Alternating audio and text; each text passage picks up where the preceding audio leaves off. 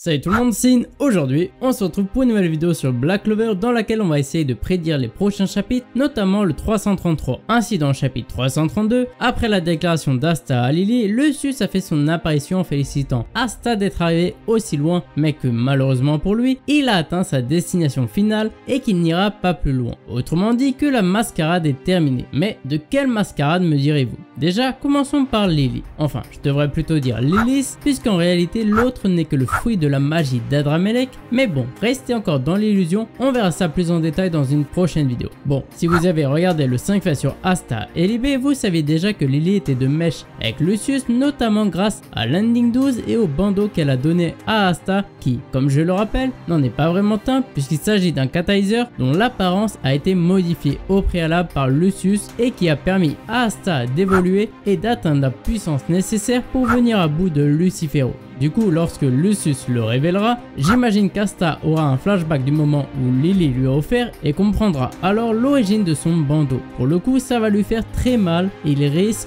pour la première fois de sombrer dans le désespoir. De plus, sachez que son amour pour elle n'a rien d'authentique et que la présence de Vanessa à la cérémonie n'est pas un hasard puisqu'elle est liée au destin et c'est elle qui a brodé le blason du tour noir sur le bandeau d'Asta. De ce fait, elle fera certainement une remarque liée au bandeau. Par ailleurs, Lucius va certainement utiliser Lily pour atteindre Asta avant que l'illusion dans son esprit ne soit dissipée. Ensuite, on peut se demander qu'est-ce que Lucius veut et qu'Asta possède. Eh bien, la réponse se trouve certainement dans sa marque qui, en l'espace d'un an et 3 mois, a perdu 3 de ses 8 traits, ce qui porte par conséquent le nombre de traits restant à 5. De plus, on sait aussi qu'elle symbolise son lien avec le démon dont il est l'hôte, Astaroth, le démon du temps. Or, comme vous le savez déjà, enfin, si vous avez regardé la vidéo des 5 faits sur Asta et Libé, que le chiffre 5 est récurrent chez Asta et je vous avais aussi dit que celui-ci était un indice menant à la vérité quant à sa vraie nature. Par ailleurs, il se trouve qu'il y a très longtemps, j'ai fait une théorie où je disais que Secret allait se sacrifier pour sauver Asta. Et bien sachez que le moment est arrivé. Et enfin la petite cerise sur le gâteau, on avait vu dans la vidéo sur le plus gros foreshadowing de Black Clover qu'Asta était manipulée depuis le début par Lucius et ce au chapitre 3. Maintenant si on va au chapitre 33, on a Asta qui dit à Hades